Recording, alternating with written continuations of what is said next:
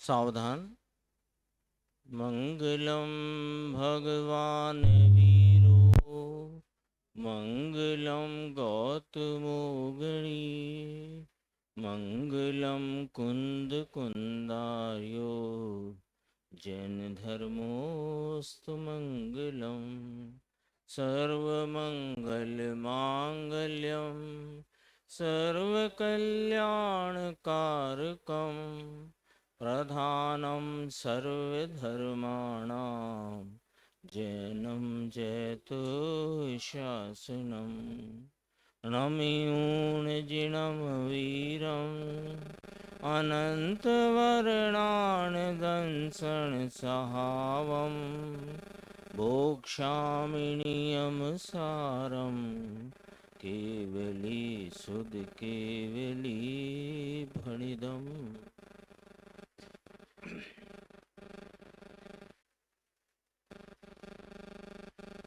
नियमसार जी परमागम ग्रंथ है और इसके शुद्ध भाव अधिकार की 38वीं गाथा और उसके आधार से उपादेय भूत आलम्बन भूत आश्रय करने योग्य जो अपना ज्ञायक तत्व है उसकी चर्चा पूज्य गुरुदेव श्री का जो अपन ने व्याख्यान सुबह सुना था उसके आधार से अपनी चल रही है और उसी बात को अपन यहाँ आगे बढ़ाते हैं। एक प्रश्न सुबह आया था, वो प्रश्न यदि वो विराग जी आएंगे तो रिपीट करेंगे तो उस समय अपन उसका जवाब देखेंगे क्योंकि उसकी एग्जैक्ट जो लैंग्वेज थी वो मुझे ख्याल में नहीं आ रही है वो प्रश्न की।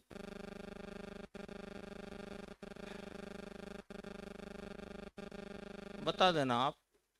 अभी अपन शुरू करते हैं चर्चा। सुबह कहाँ थी चर्चा, आप लोगों को स्मरण में होगा कि जीवादि बाह्य तत्व पर द्रव्य होने से वास्तव में उपादेय नहीं है। टीकाकार मुनिराज ने कहा जीवादि 7 तत्वों का समूह पर द्रव्य होने के कारण वास्तव में उपादेय नहीं है। तो ये जीवादि 7 तत्व में क्या लेना, तो मैं दोबारा से एक बार बोल रहा हूँ। कई लोगों ने पूछा था जीव अजीव आश्रव बंध संवर निर्जरा मोक्ष 7 तत्व हैं, सभी जानते हैं ये नाम। यहाँ जो चर्चा चलती है वो अध्यात्म की मुख्यता में जो उपादेय भूत आश्रय भूत तत्व है उसकी चर्चा है, जिसका आश्रय लेने से ये जीव की परिणति में हित होता है और अहित जो अनादि से होता आया उसका नाश होता है। तो वो यहाँ जो जीव तत्व लिया वो जीव की एक समय की पर्याय को जीव तत्व कहा और अजीव के ज्ञान को यहाँ अजीव तत्व कहा। अजीव को नहीं कहा, वो तो परद्रव्य में गया। अपने सुबह बात करते थे ना, यहाँ तो बिल्कुल निखालिस ये शरीर ज्ञानावरणादि द्रव्य कर्म उन सबको तो यहाँ अपनी क्लास में यहाँ प्रवेश नहीं है, उसकी तो चर्चा ही नहीं है। यहाँ तो चर्चा है वो वास्तव में यह ज्ञायक भगवान त्रिकाल रहने वाला यह अपना चैतन्य ध्रुव पदार्थ और इसकी प्रति समय होती पर्याय, बस इसके बीच में भेद ज्ञान की बात है। तो भेद ज्ञान होता है ना, सुबह दोपहर की सभा में पाटिल जी भाई साहब ने शांति जी ने लिया था, तो भेद ज्ञान की भी बात आई थी कि दो अन्य में भेद ज्ञान की बात नहीं है। तो भेद ज्ञान को अपन इस प्रकार समझ सकते हैं कि भेद ज्ञान के 3 स्टेप समझो। निर्णय लेना है ना, भेद ज्ञान संबंधी पहले निर्णय होता है, फिर परिणति में भेद ज्ञान प्रकट होता है। तो स्वयद्रव्य और परद्रव्य के बीच भेद ज्ञान, तो उसमें द्रव्य पर्याय स्वरूप वस्तु सो में और अन्य द्रव्य और उनकी पर्याय गुण आदि वे सब परद्रव्य हैं। अब अपने अंदर में एक स्वभाव है और परिणति में विभाव है, तो स्वभाव और विभाव के बीच का भेद ज्ञान। और स्वभाव और विभाव माने मैं परम पूर्ण वीतरागी आनंदमयी ज्ञान दर्शन स्वभाव वाला तत्व हूँ, और परिणति में प्रति क्षण उपजते हुए ये जो रागादि परिणाम हैं वे मेरा स्वभाव नहीं होने से मैं उनसे भिन्न हूँ। अब बात आई तीसरे स्टेप पे कि ये जो त्रकालिक रहने वाला, सदा काल रहने वाला, अनुत्पन्न अविनष्ट स्वरूप जो वस्तु है वो और पर्याय, तो ये तो सदैव रहने वाली है। और अभी चलती थी बात सामान्य गुणों के संदर्भ से, तो पर्याय प्रतिक्षण बदल जाने वाली है। तो बदलने वाला भाव मुझसे न्यारा है, और मैं एक रूप रहने वाला, सदा काल ऐसे का ऐसा सामान्य स्वरूप, सदरस स्वरूप, ध्रुव स्वरूप ज्ञायक वस्तु हूं।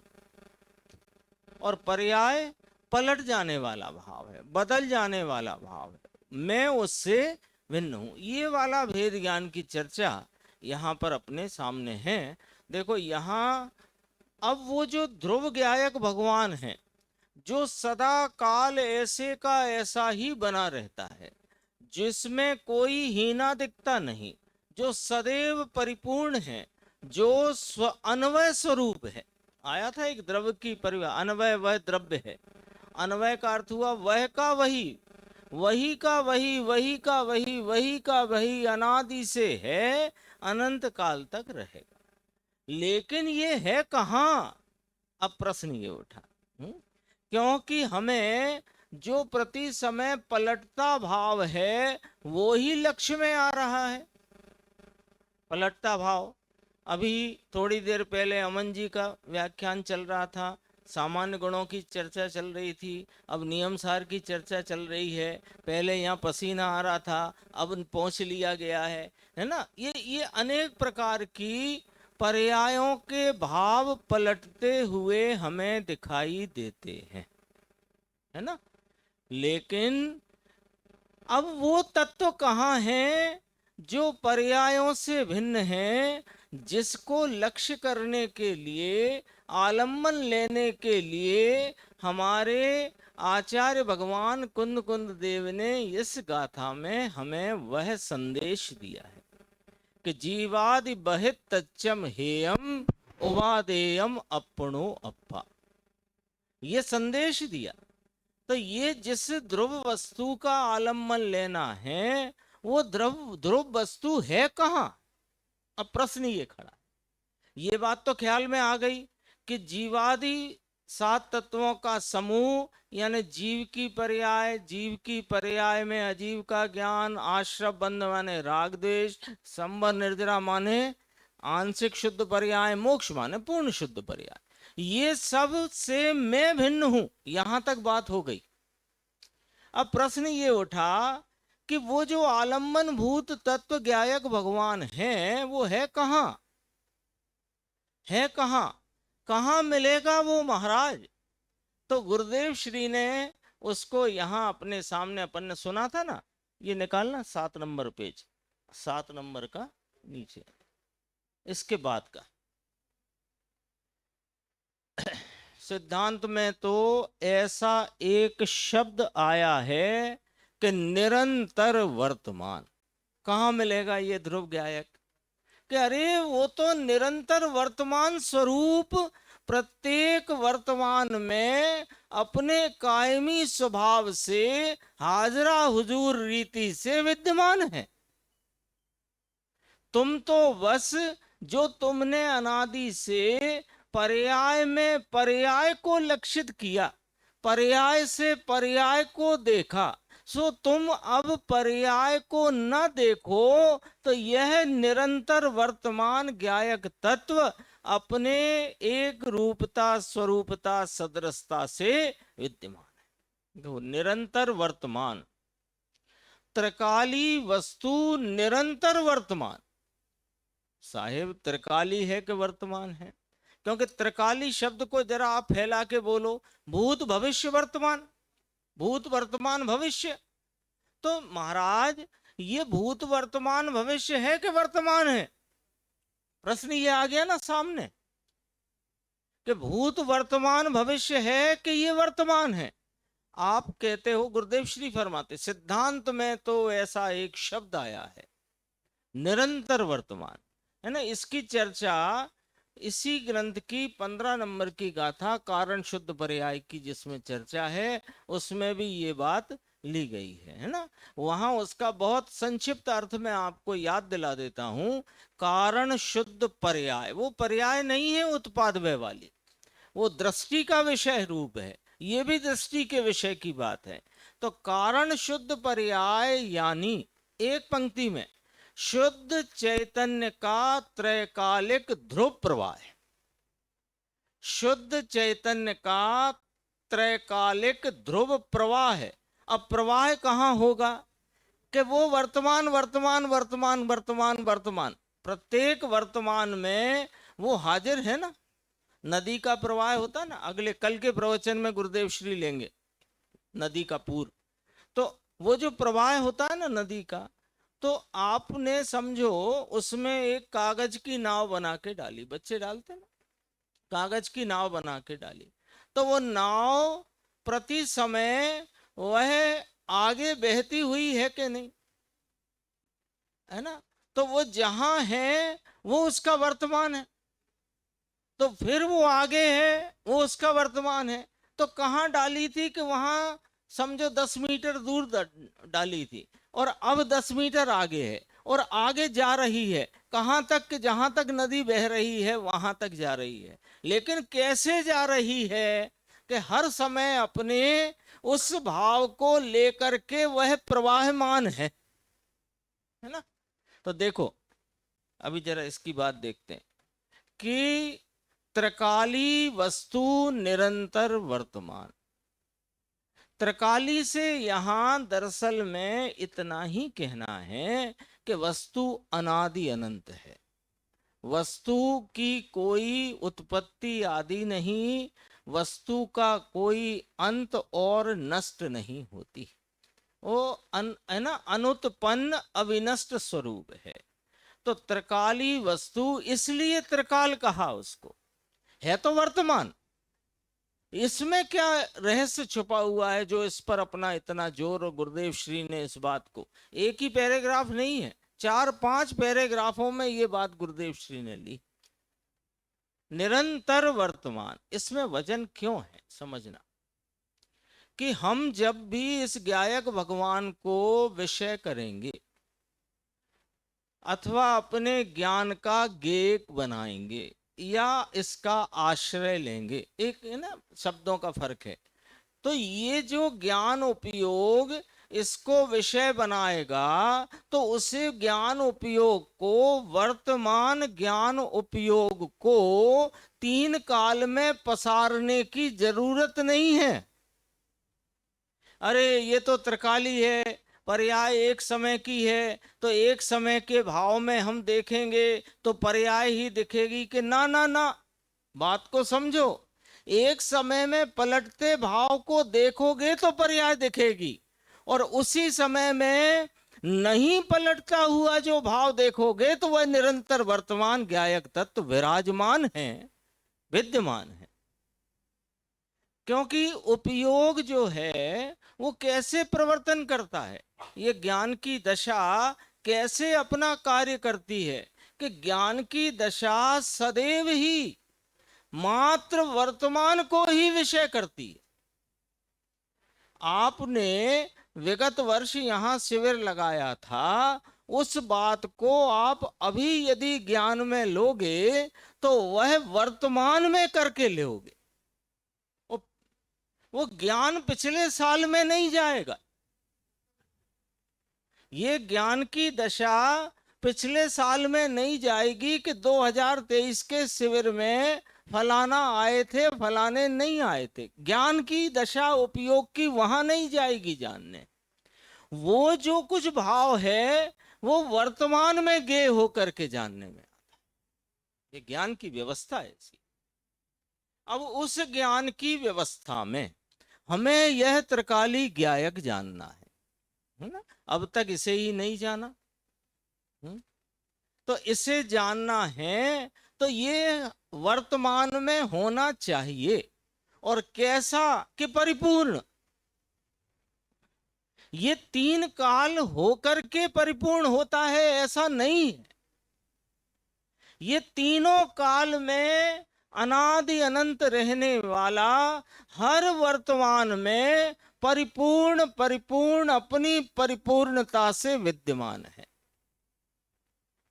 तो विषय आपको वर्तमान में है और विषय बनाने वाली पर्याय वर्तमान में है। तीसरी चीज की जरूरत नहीं। धर्म प्राप्ति के लिए, परिणति में शुद्धता की प्राप्ति के लिए, अतीन्द्रिय आनंद की प्राप्ति के लिए, सम्यक दर्शन की प्राप्ति के लिए, मोक्ष मार्ग में प्रवेश करने के लिए, बोलो कितनी चीजें चाहिए? दो। एक वर्तमान उपयोग दशा और उस उपयोग दशा का विषय जो निरंतर वर्तमान है। इसके लिए भी ज्ञान को आगे पीछे खिसकाने की जरूरत नहीं। ये तो वहां का वहीं हाजरा हुजूर हर पर्याय प्रति पर्याय में विद्यमान है। बहन श्री का एक बोल आता है, बहुत प्रसिद्ध है, जाग तो जीव वो छे ते क्या जाए। ये यही अर्थ है उसका। जाग तो जीव, चेतता जीव, ज्ञायक जीव, उभो छे माने पर्याय प्रति पर्याय में अपनी कायमता से विद्यमान है,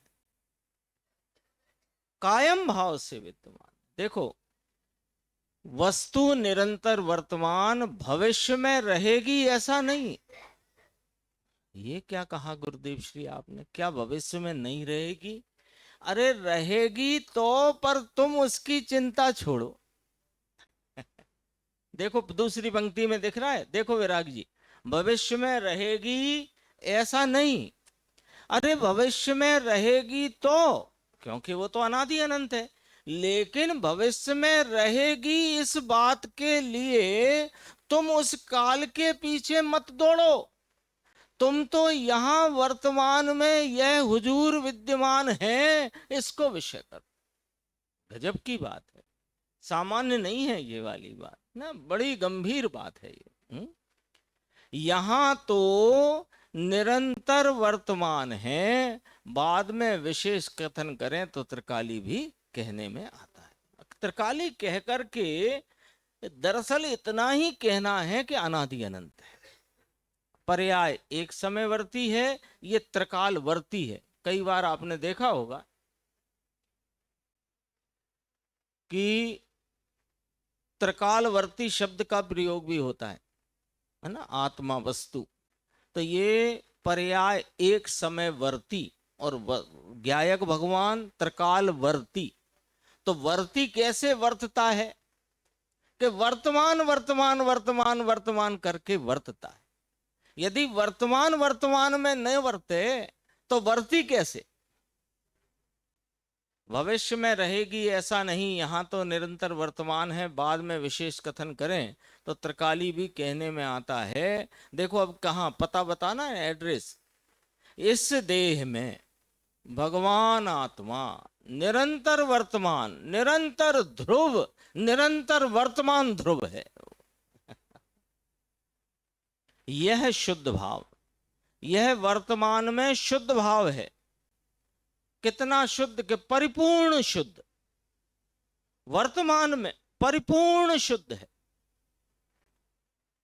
त्रिकाल रहता है इसलिए शुद्ध भाव है ऐसा नहीं। सामान्य न्याय होता है ना, सामान्य न्याय में ऐसे बात करते हैं, देखो पर्याय तो बदल जाती है, पर्याय में हीनादिकता होती है, वो जो बदलता भाव है वो शुद्ध अशुद्ध, विकारी निर्विकारी, पूर्ण अपूर्ण, हीनादिक, इस प्रकार से वर्तता है। तो वो जो वर्तता है इसलिए अशुद्ध है। और मैं तो सदा काल शुद्ध हूं कि सदा काल रहने से शुद्ध हूं ऐसा नहीं, मैं तो वर्तमान में ही शुद्ध हूं। इसका थोड़ा अर्थ समझने के लिए थोड़ा आप लोगों को थोड़ा इसकी गहराई को मापना पड़ेगा, इस बात की गहराई को मापना पड़ेगा। देखो, त्रिकाल रहता है इसलिए शुद्ध भाव है ऐसा नहीं, परंतु यहां तो वर्तमान ही शुद्ध भाव है। देखो, त्रिकाल रहने से शुद्ध है ऐसा नहीं, ये तो शुद्ध ही है जो त्रिकाल रहता है। अब आया, थोड़ा नाप में आई बात। त्रिकाल रहने से शुद्ध है ऐसा नहीं, ये तो शुद्ध ही है। पर्याय प्रतिपर्याय, पर्याय प्रतिपर्याय में क्यों शब्द इस्तेमाल करता हूं? वर्तमान की सूचना के लिए। पर्याय में नहीं है ये, पर्याय से तो न्यारा है, लेकिन जो हर वर्तमान में प्रत्येक पर्याय आपको परिणमती दिख रही है, बदलती दिख रही है, वहीं पर नहीं बदलने वाला ये वैसा का वैसा सदैव विद्यमान। सूक्ष्म बात है, बात तो सूक्ष्म है। अब अपन बीच का विषय थोड़ा छोड़ते हैं और 12 नंबर के पेज पे सीधे पहुंचते हैं। इसी विषय को अपन आगे चलाएंगे, है ना। बीच में जो चर्चा आई थी कि श्रावक को भी सम्यक दर्शन ज्ञान चारित्र होता है, उस समय रहकर रहेगा तो अपन उसको भी लेंगे, अथवा कल उसकी चर्चा कर लेंगे। 12 नंबर पेज पे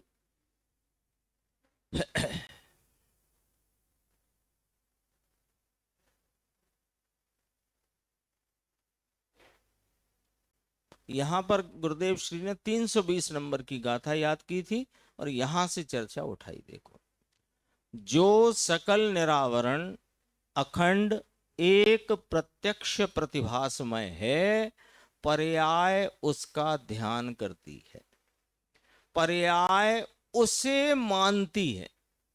यानी पर्याय अपने को पर्याय रूप नहीं मानती, पर्याय अपने को सकल निरावरण अखंड एक प्रत्यक्ष प्रतिभास में अविनश्वर शुद्ध पर पारिणामिक परम भाव लक्षण निज परमात्म द्रव्य वही में हूं।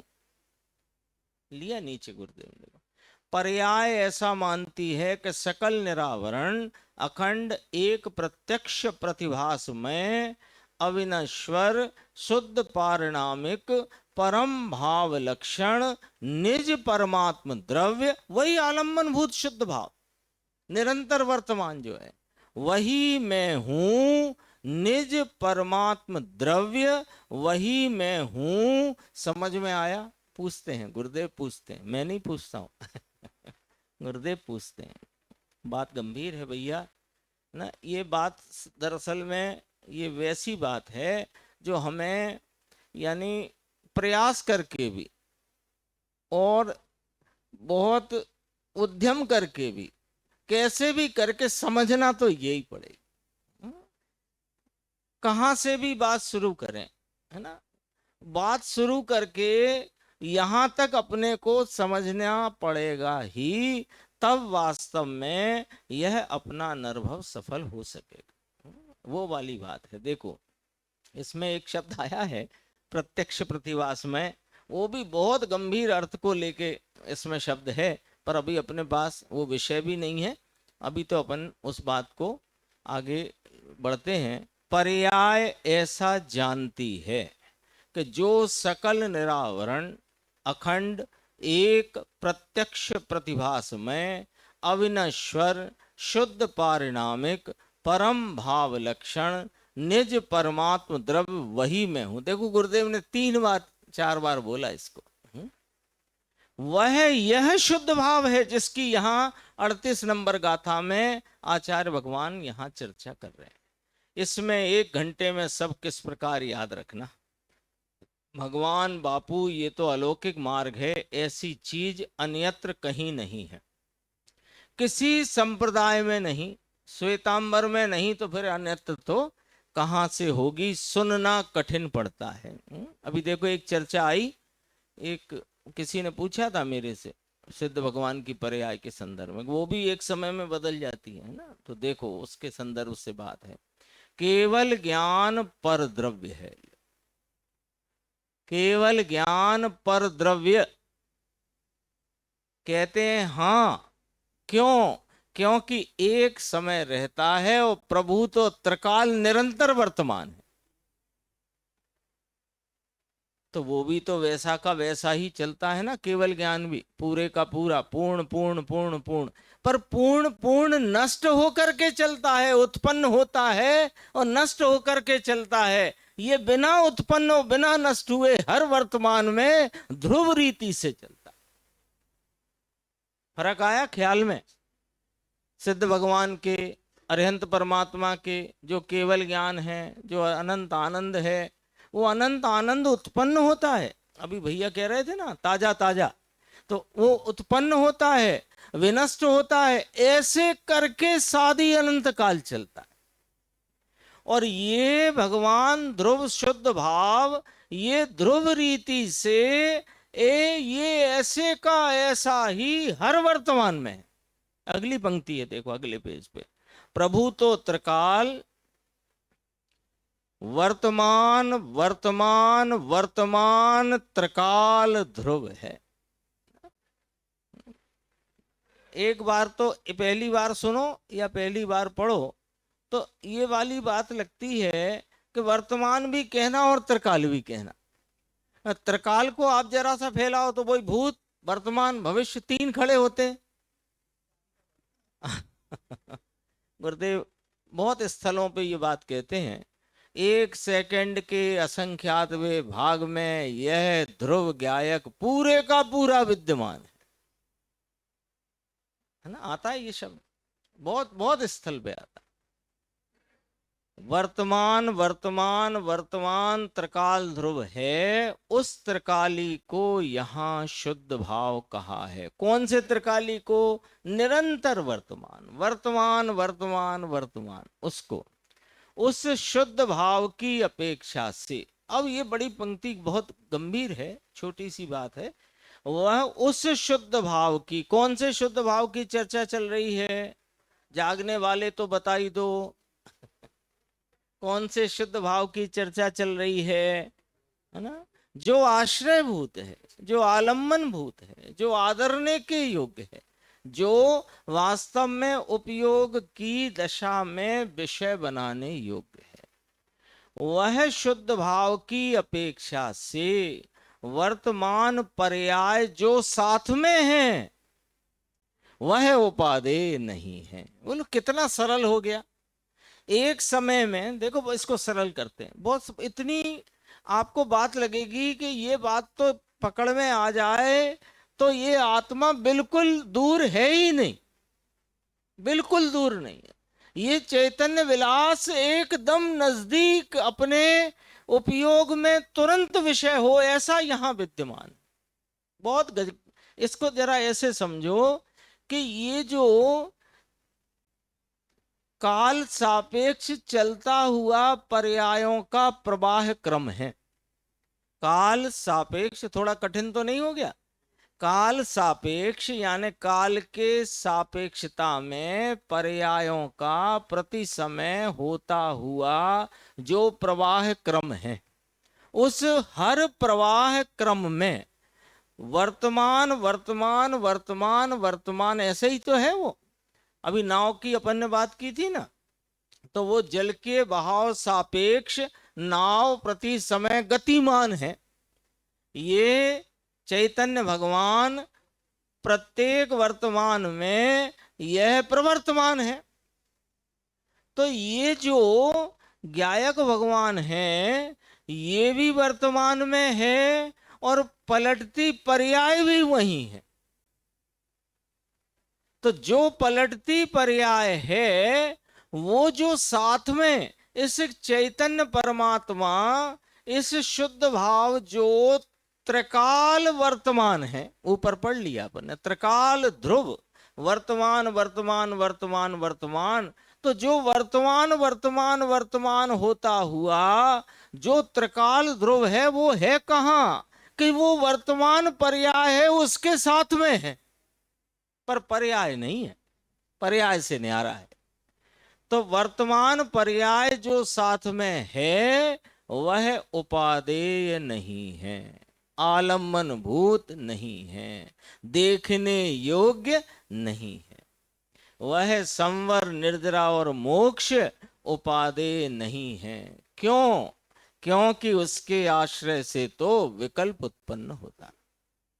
जो है ना, अपने को लगे ये क्या बात है, कि देखो इसका भी एक छोटा सा आपको बताते हैं कि जैसे जब इस जीव की ज्ञान उपयोग की दशा स्वरूप को विषय बनाकर उसका इसने आलम्बन लिया, तो आलम्बन लिया तो उसी पर्याय में नगद के नगद अतीन्द्रिय आनंद का वेदन हुआ, नगद।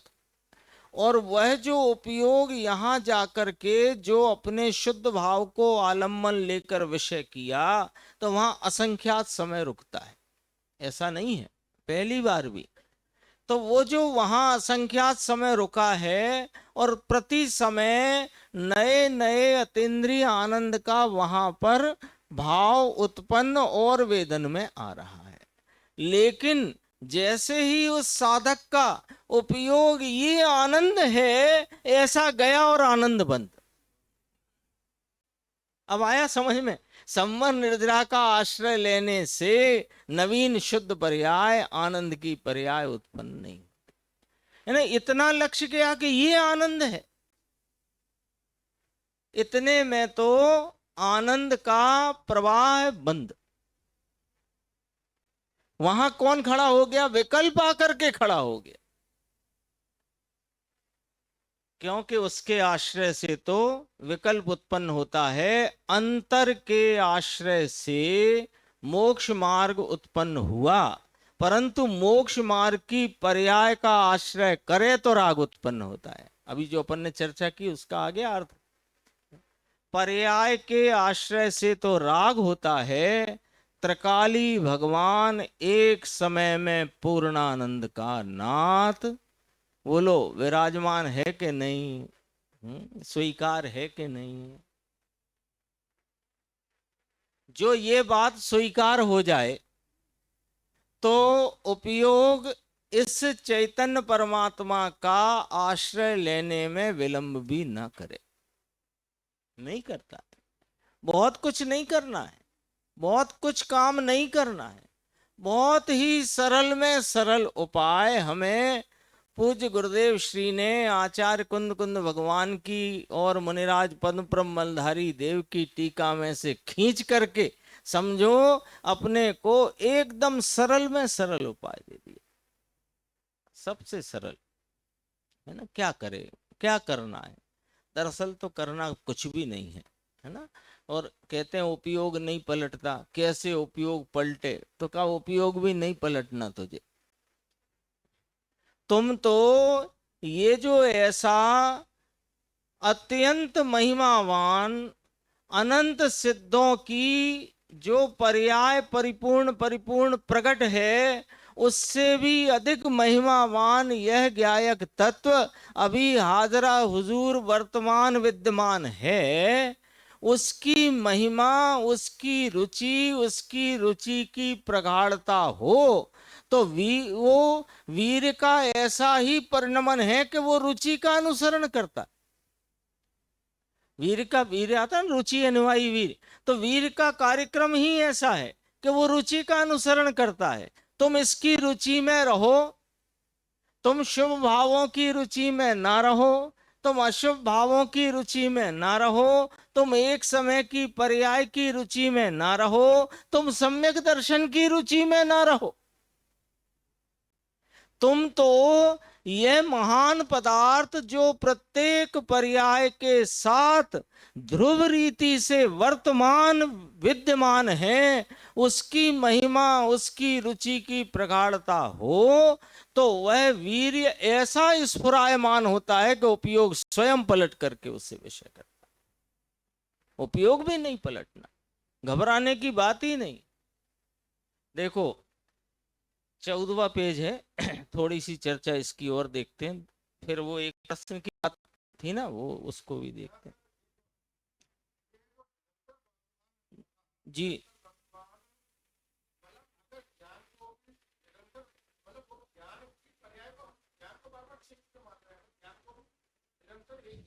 ज्ञान में दो भाव समझो आप, है ना। एक ज्ञान में प्रति समय होती ज्ञान की अवस्था, वो अवस्था बदलती हीनादिक हो रही है ना।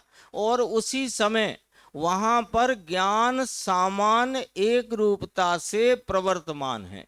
समय सार 17-18 नंबर की गाथा मैं बोल देता हूं, आपका प्रश्न इसलिए मैं बोल देता हूं। अनुभूति स्वरूप भगवान आत्मा आवाल गोपाल सबको अनुभव में आ ही रहा है। तो प्रश्न हुआ अनुभव में आ रहा है तो फिर हमें आनंद का वेदन क्यों नहीं? कि तेरा लक्ष्य उस पर नहीं है। वो एक साथ दो भाव प्रत्येक वर्तमान में है, एक पलटता भाव और एक कायम रहता भाव। तो हमारी नजर पलटते भाव पर होने से वो कायम भाव दृष्टि गोचर नहीं होता। और एक जो पर्याय भाव को गौण करे तो वो भाव तो विद्यमान ही है दृष्टि में आने के लिए, है ना। हाँ, एक सा ही तो है, अभी अभी कहा था वो उत्पन्न विनष्ट होता हुआ एक सा है और ये ध्रुव रहता हुआ एक सा है। केवल ज्ञान ध्रुव नहीं है, केवल ज्ञान पर्याय है। वो प्रत्येक समय नवीन उत्पन्न होता है, विनष्ट होता है, फिर नवीन उत्पन्न होता है। वो उत्पन्न विनष्ट होता हुआ रहता है और ये ऐसे का ऐसा बिना उत्पन्न बिना विनष्ट हुए ध्रुव रहता है।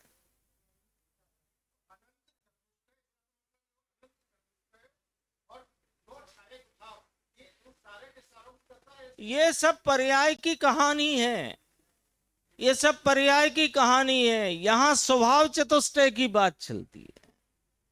जो अनंत चतुष्टय प्रगटा है ना, वो यहां विद्यमान है अभी स्वरूप रूप से।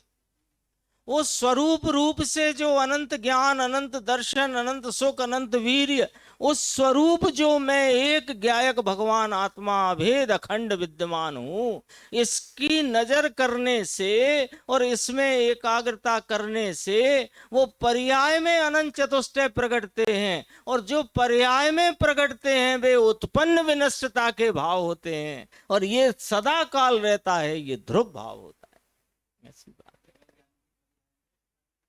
षडगुणी हानि वृद्धि है, पर वो उत्पन्न विनष्टता है ही उसमें, उसका मूल लक्षण है। पर्याय का लक्षण उत्पन्न विनष्टता, ध्रुव का लक्षण अनुत्पन्न अविनष्ट। अभी देखो थोड़ा सा इसमें से लेना मुझे जरूरी है, अन्यथा क्या अगला प्रवचन आ जाएगा कल और फिर अपन फिर पिछड़ जाएंगे। थोड़ी सी बात है, बहुत गजब की बात है। देखो यहां कहते हैं, जो बात आई थी ना कल सुबह भाई साहब ने ले ली थी, शांति जी भाई साहब ने, इसलिए मैं उस बात को नहीं ले रहा। काल अकाल ने कि कल अपन ने भी थोड़ी सी चर्चा याद करी थी। यहाँ अपने को पॉइंट जी वो नहीं पकड़ना है, यहाँ तो जो बात पकड़ना वहां चलो।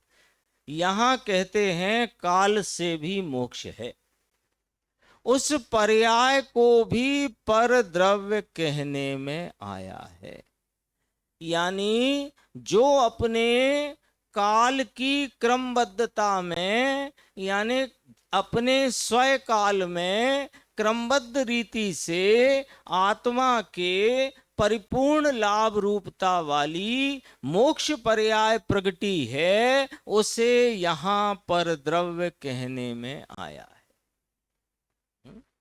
एक भगवान आत्मा एक समय में त्रिकाल है,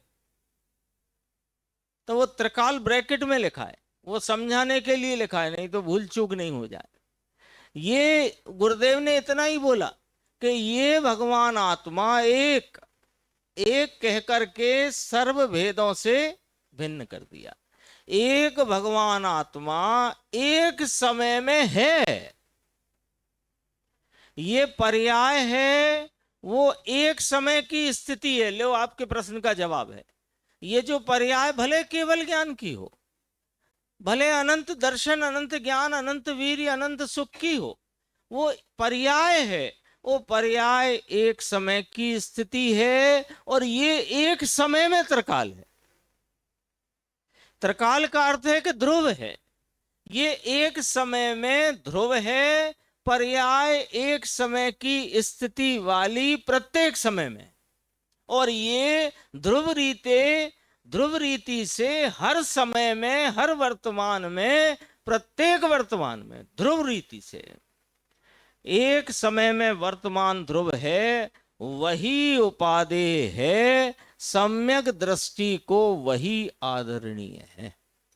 तो कहा वो गलत छपा है, को है वो, सम्यक दृष्टि को वही आदरणीय, छपने में तो आ गया वो। मुमुक्षु ने कहा आश्रय करने योग्य, हाँ आश्रय करने योग्य यही है, यही वही आदरणीय है, वही उपादेय है। यहां उपादेय शब्द लिया, उसी का अर्थ होता है आश्रय करने योग्य, अर्थात कि उपादेय करने योग्य। यहां तक अपन ने ये चर्चा ली है, वो प्रश्न की बात 2 मिनट में पूरी करते हैं और फिर आगे का कार्यक्रम हमारे विजय भाई बैठे हुए। क्या प्रश्न था? प्रश्न ये आया था कि सुबह चर्चा हुई थी, निश्चय व्यवहार की आप बात कर रहे थे, तो बात यह है कि व्यवहार किसे कहना, पंचम गोष्ठान व्रती का जो श्रावक का जो आचरण उसे व्यवहार कहने में आता है, तो उसे व्यवहार कहें कि अन्य को व्यवहार कहें। फिर एक और सपोर्टिंग प्रश्न और एक और है कि आत्मा की अभेद दृष्टि वो निश्चय, रत्नात्रय का भेद व्यवहार, ये व्यवहार भी कहा जाता है। तो किस व्यवहार को कहाँ लेना चाहिए, ये समस्या है। इस पूरे प्रश्न का उत्तर अपन 3 भागों में कर लेते हैं, है ना। पहले जो जैसे पंचम गुण स्थान के योग वीतराग परिणति जिस साधक को प्रगटी है, उसके अणुव्रत आदि के विकल्प रूप पर्याय, विकल्प रूप भाव अणुव्रत आदि के उसको वर्तते हैं। वो मोक्ष मार्ग के निरूपण में व्यवहार नय का विषय है। पंचम गुण स्थान वर्ती है, उसके 2 प्रकार की धारा है, एक उसके अणुव्रत आदि विकल्पात्मक धारा है और एक स्वरूप के आलम्बन से प्रगटी हुई वीतराग धारा है ना। तो वीतराग धारा है वो मोक्ष मार्ग रूप है, उसे निश्चय मोक्ष मार्ग कहते हैं। और साथ में रहा हुआ जो अणुव्रत आदि का विकल्प रूप भाव है उसे व्यवहार मोक्ष मार्ग कहते हैं। दरअसल क्यों कहते हैं, ये जो प्रवृत्ति है, ये जो शरीर की प्रवृत्ति तो दूर रखो, ये तो अणुव्रत के विकल्प की जो प्रवृत्ति है उसे व्यवहार कहा क्या, तो कहा नहीं, वो मोक्ष मार्ग के निरूपण में जो व्यवहार नय का विषय, वो अणुव्रत आदि के विकल्प रूप वृत्ति को व्यवहार नय का विषय होने से, यानी व्यवहार मोक्ष मार्ग का या मोक्ष मार्ग के व्यवहार निरूपण का विषय होने से उसे व्यवहार कह दिया जाता है। क्योंकि नय, व्यवहार और निश्चय 2 कहे ना, तो नय तो ज्ञान का अंश है, राग का नहीं। राग का अंश नहीं है नय, वो तो ज्ञान का अंश है। और ओभियावासी के प्रकरण में पंडित टोडरमल जी साहब मोक्ष मार्ग प्रकाशक में कहते हैं कि नय में तो प्रवृत्ति का कोई प्रयोजन नहीं, वहां जवाब आ गया है, नय में तो प्रवृत्ति का। तो ये जो प्रवृत्ति हम सब लोग कहते हैं ना, पूजन का व्यवहार, दया का व्यवहार, है ना, अहिंसा मयी व्यवहार, अणुव्रत आदि का व्यवहार, महाव्रत आदि का व्यवहार, ये व्यवहार कहने का व्यवहार चल गया। दरअसल में ये मोक्ष मार्ग के निरूपण में व्यवहार ने के विषय रूप भाव है ना। तो इसमें एक बात तो ये हो गई। अब तीसरी बात में जो अगला प्रश्न आया है उसका भी जवाब इसी में आ जाएगा। देखो, निश्चय नय के भेद आते हैं, अशुद्ध निश्चय नय, एक देश शुद्ध निश्चय नय, फिर साक्षात शुद्ध निश्चय नय और परम शुद्ध निश्चय नय। अब ये निश्चय नय की व्यवस्था ऐसी है कि परम शुद्ध निश्चय नय वो एक ही मात्र निश्चय नय है, और बाकी के जो नीचे 3 भेद कहे वे सब व्यवहार हैं, वे सब व्यवहार हैं। तो जो परिणति स्वरूप के आलम्बन से वीतराग परिणति प्रगटी, उसे एक देश शुद्ध निश्चय नय कहेंगे। और वहां पर रहने वाली जो अणुव्रत आदि की विकल्प रूप वृत्ति है वो अशुद्ध निश्चय नय कहेंगे, अशुद्ध में जाएगा वो, है ना। दोबारा से देखो, जो पांचवे गुण स्थान का साधक है, उस साधक को दो भाव साथ साथ चलते हैं। एक तो स्वरूप के आलम्बन से वीतराग परिणति की धारा, और एक अभी आंशिक अवलंबन हुआ होने से जो आंशिक अवलंबन नहीं है उसके कारण उत्पन्न होती हुई वह जो शुभ भाव रूप जो विकल्पों की धारा, राग की धारा। तो जो जितनी शुद्धता वीतरागता प्रगति है वो एक देश शुद्ध निश्चय नय में कथन की जाती है, लेकिन साक्षात शुद्ध निश्चय नय और परम शुद्ध निश्चय नय, तो अभी हम साक्षात शुद्ध निश्चय को अभी यहाँ गौण करते हैं। परम शुद्ध निश्चय नय की अपेक्षा से तो वह एक देश शुद्ध निश्चय नय का विषय वो एक दो कषाय की अभाव रूप या तीन कषाय की अभाव रूप वीतराग परिणति भी व्यवहार है, ठीक है ना। और जो पंडित जी ने लिया, जयचंद जी छावड़ा साहब ने समय सार जी में भावार्थ में, कि ऐसे तो व्यवहार तीर्थ का लोप हो जाएगा, तो वहां व्यवहार तीर्थ का अर्थ ये है स्वरूप के आलम्बन से प्रगटी हुई निश्चय सम्यक दर्शन ज्ञान चारित्र की परिणति, और निश्चय तीर्थ तो ये अपना ज्ञायक भगवान है। तो जो तीन निश्चय नय के अन्य भेद हैं वे सब वास्तव में व्यवहार है, वे वास्तव में व्यवहार है, एक बात। और ये जो यहाँ जो चर्चा है, भेद सो व्यवहार अभेद सो निश्चय, तो अब ये संवर निर्जरा भेद में रखना कि अभेद में रखना, तो भेद में तो व्यवहार का विषय हुआ। आश्रम बंद तो है ही, उसकी तो चर्चा अपन ने कर ही ली, शेष चर्चा अपन कल आगे का प्रवचन सुनेंगे, फिर उसकी चर्चा इसकी भी करेंगे और उसकी भी। तो तीन प्रकार का भेद खड़ा हो गया। रत्नत्रय रूप दर्शन ज्ञान चारित्र का एक भेद, उस समय में जो बतारी की पालने का जो भाव है वह भी एक व्यवहार, और बाहिरंग में प्रवृत्तियां चल रही है वो एक व्यवहार, उसे सामान्य व्यवहार कहा जाता है। हाँ, तीन। सच्चा व्यवहार तो रत्नत्रय रूप भेद को ही जानना। सच्चा व्यवहार यदि कहें मोक्ष मार्ग में, हाँ, तो वो सम्यक दर्शन ज्ञान चारित्र की जो वीतराग परिणति है वो व्यवहार है, और ये शुद्ध भाव आलम्बन भूत ये निश्चय है, मूल तो है। बाकी फिर व्यवहार तो भाई साहब कह ही रहे थे, कितना विस्तार करो विस्तार होता ही जाता है, शेष चर्चा आगे।